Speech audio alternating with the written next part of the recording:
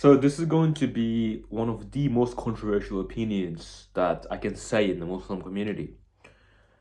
But I believe that the number one skill you can have in the modern world is to stop giving a damn. When people say this, there's so many different connotations, right? There's like crackheads in the street, there's bombs. I don't care about what people think. That's not what I'm talking about. About maybe 1 or 2 years ago, I was broke, right? I didn't have much money. All the business I had died down. I just bought a new property, but I didn't have much cash flow coming in. And I was training really hard at that point. I just came back from a massive competition, took a flight to Kazakhstan, came back.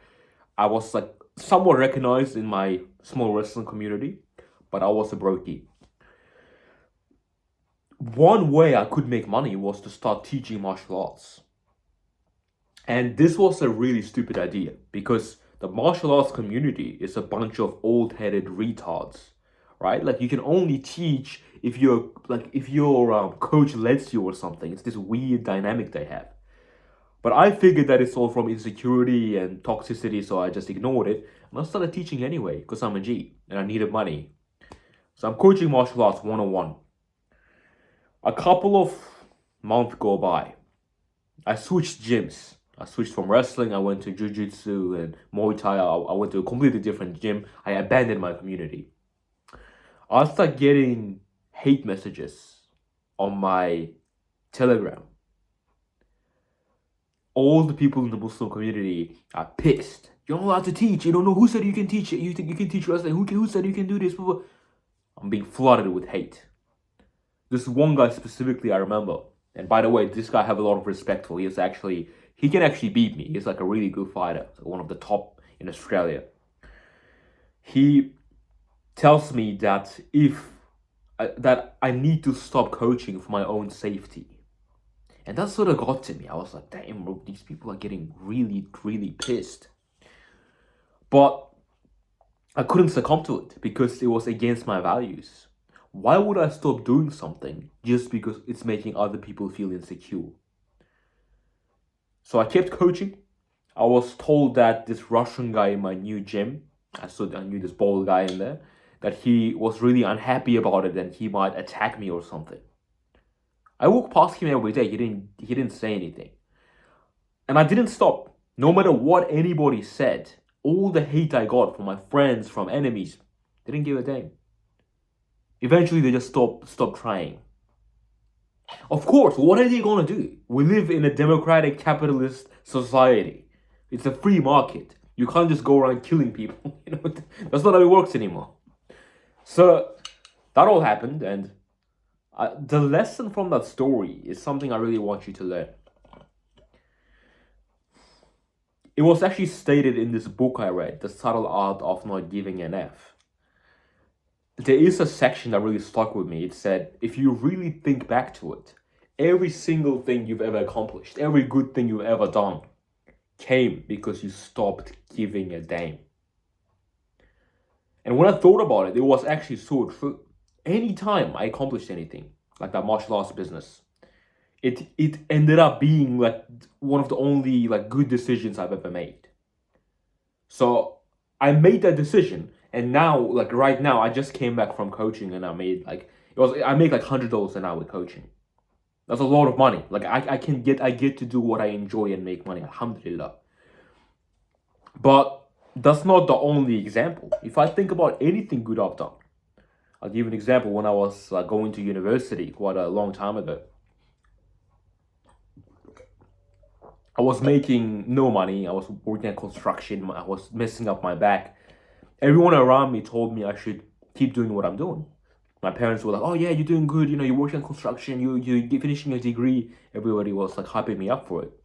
So I was very reluctant to do anything else. I remember around that time, I was like so broke when it comes to jobs because I just couldn't find a job. And I had to work in a job that I hated. I was miserable at my job, bro. My spine was literally getting twisted. So at one point, I just sat there and I stopped giving a damn. I was like, you know what? Who gives a damn? Why am I doing what other people want me to do? I went and I applied for a job in sales. I faked experience.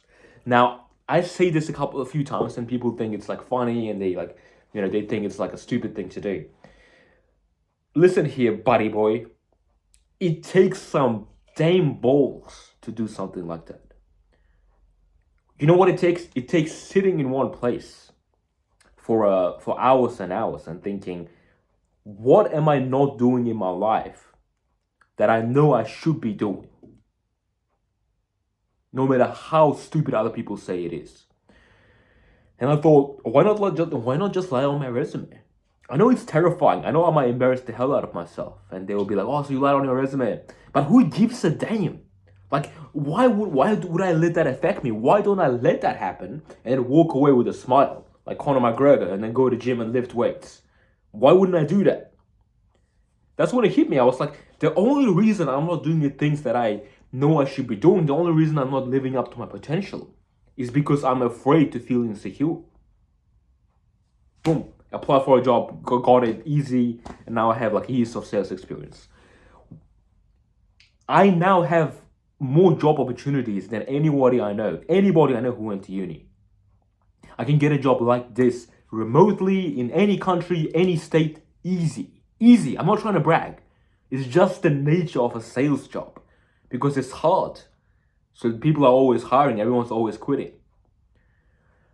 And I realized that to have exceptional results, to have anything exceptional in your life, you need to stop caring what people think and you need to stop caring what you think, which is even more important.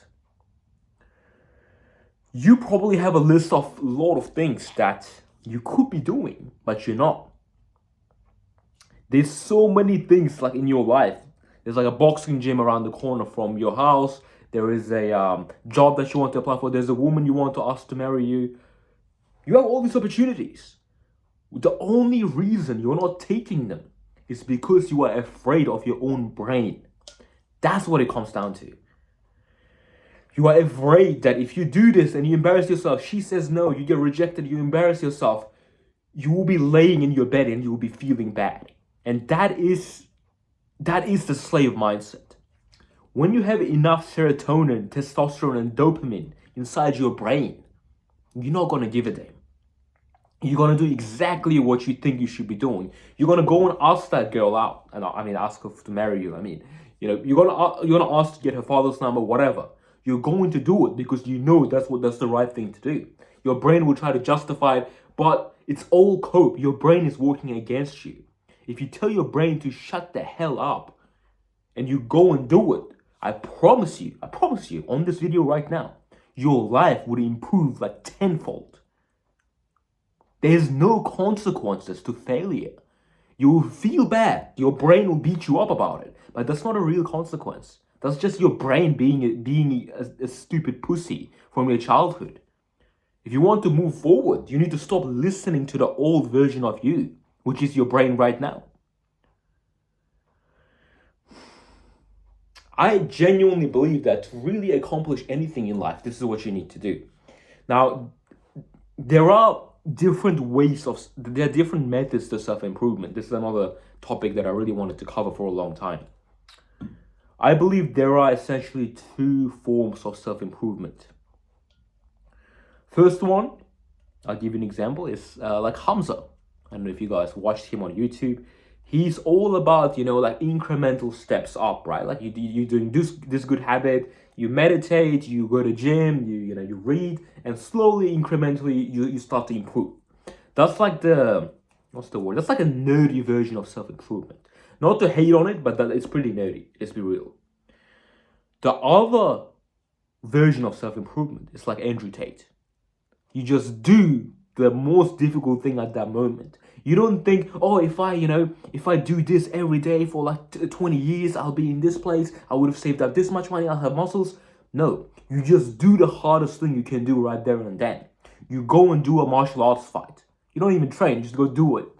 You go and ask this woman to marry you. You ask 10 women to marry you after getting rejected. You go and apply for all the jobs that you're not qualified for. You start every single business idea that comes to your mind. Now the question is, which one is actually a better version of self-improvement? It depends on you, but I believe the second version, the Andrew Tate version, works a million times better. I have another story regarding this. About 3 years ago, let's say, I was chilling in my home country. I was like eating a lot of food. I was like resting, just messing around the entire time. I went to a martial arts gym there, and I was getting destroyed by most people. I was like a little bit above average, but I was getting destroyed because this is a very high level gym.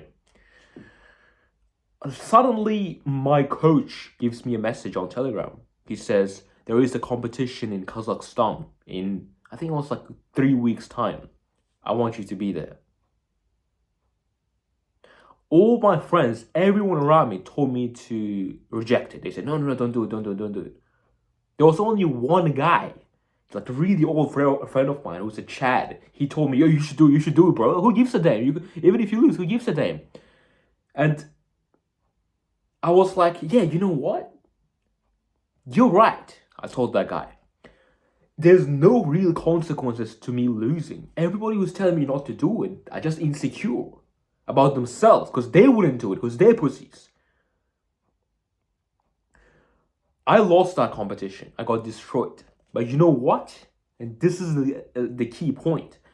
The amount of training I did leading up to it, and the amount of skill it took for me to go there, and the amount of things I learned in those fights, it made me better than 99% of Sambo fighters in Australia. Just that one decision. Because in that 1 month of preparation and nerves, I automatically started learning things way quicker than I ever did in my life. So these guys, right? The people who were telling me not to do it for my gym, they were like insecure. They were like, okay, I'll go to gym. I'll go to gym three times a week for over 20 years, and then I'll be good enough to do this competition. By taking that 1 month of hardcore training for that competition, I got better than they did in like 5-10 years. Because it's intense. Like it's like I get nervous. I'm like, okay, I need to get good. I'm gonna get destroyed. I need to get better. Whether you win or lose doesn't matter. Whether I performed well in that sales job at the start or not doesn't matter. Because I learned sales now. And now I have 1 year. I started at the start, I had 1 year of experience and I could get any job. It doesn't matter if you fail. Failure is an illusion. Now, obviously, this is very easy for me to say. And, like when you fail, it's actually a really bad feeling and it makes you depressed. I understand that. Here's the trick to how you can overcome your own brain. And this is something I've never ever heard anybody talk about.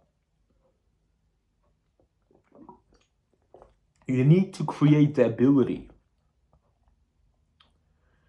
to make your brain generate serotonin and dopamines. Serotonin is a chemical that signals to your feelings that you are high in the dominance hierarchy, that you are balling. The best way to do this is with visualization. So let's imagine you watch this video and you join a martial arts gym and you get absolutely wrecked. There's 2 ways you can react to it. This is what most people do. They get really depressed. They're like, oh, I'm so trash. I thought I was good at fighting. They get insecure. Their brain starts beating them up. But if you're a Chad like me and you have testosterone in your body, you're going to go out and be like, that was some hardcore training. I'm going to go and talk to this guy. You're going to start talking to random people. You're going to start making friends in that gym. And just by acting like that, you are convincing yourself that it's all right. And you make yourself feel good about everything. You start thinking, you know what? Who gives a damn? Because I'm getting married in 6 months. I'm gonna go to heaven when I die, inshallah. Like, I'm a Muslim. I got mosque tomorrow. You start hyping yourself up. I'm finishing my uni degree. I'll have the job that I like. And now I just went to this gym as well. Now, when you think about all the good things in your life, which there are plenty of if you think about it, that small thing at the gym seems insignificant. It actually seems like a good thing. Because in the grand scheme of things, it's actually leading you closer to your goals. Fair enough, you might embarrass yourself in front of many people. That does not matter. because you are focusing on the broader goal. And this is the single best way to stop giving a damn. Anytime you're in a situation where you're embarrassed, where you feel bad, you need to focus on your larger goal.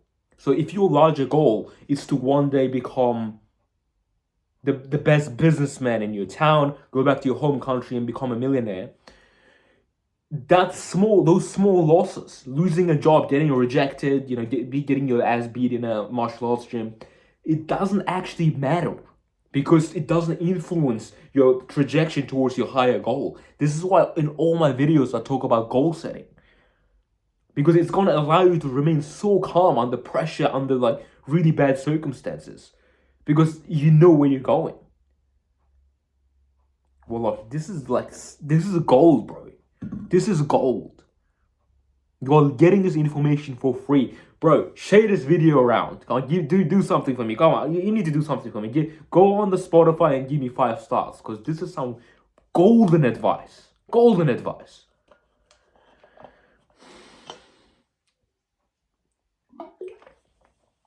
Now I know what you're thinking. Whenever I talk about not giving a damn, all the Muslims become scared. They're like, oh, what if you do haram things? Let me tell you something. If you're a pussy, then you shouldn't be here. You shouldn't be watching my videos. Because when you become a good person, like you probably are at this point, since you're watching these podcasts on Spotify, like it's so random. Like, so respect to you. What that means is you're probably a pretty good person at this point in your life.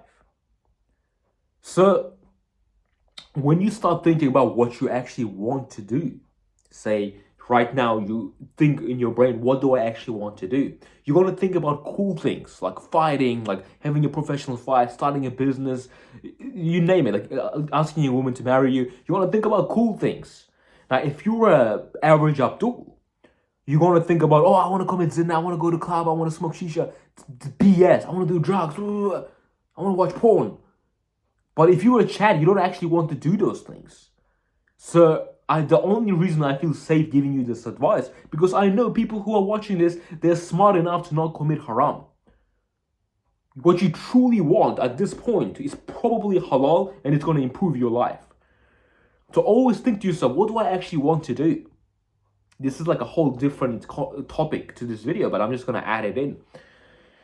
You need to bring it into your brain that you need to do what you want. For example, I know people who really hate going to the gym, but they really, really like martial arts. I know people who really like martial arts, but they really hate going to the gym. They will, instead of doing what they want, they will force themselves to do what they think they should do, because they watch too many David Goggins reels.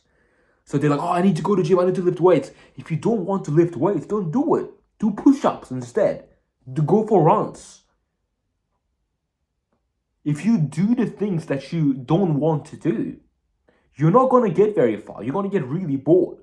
I'll be honest, I fell into this trap a couple of times on my YouTube, because I started making videos that are more based on trends and what people wanted to see from me, rather than what I actually wanted. That made me demotivated. Now I'm making this video. This is the kind of video I want to make. Like, I was thinking maybe 20-30 minutes before I started recording this, I was like, I actually want to record a video. That's why I'm recording it, for no other reason. I enjoy it. So I suggest you rewatch this whole episode, because it's so full of gold. Before I started, I didn't even know it was going to get this good. These things just started coming to my brain. So I suggest you download it, you rewind it, rewatch it, share it around. Inshallah, we're going to make this channel big. And yeah, if you got any value from this, give me a comment below, and I really appreciate anybody who gave me 5 stars.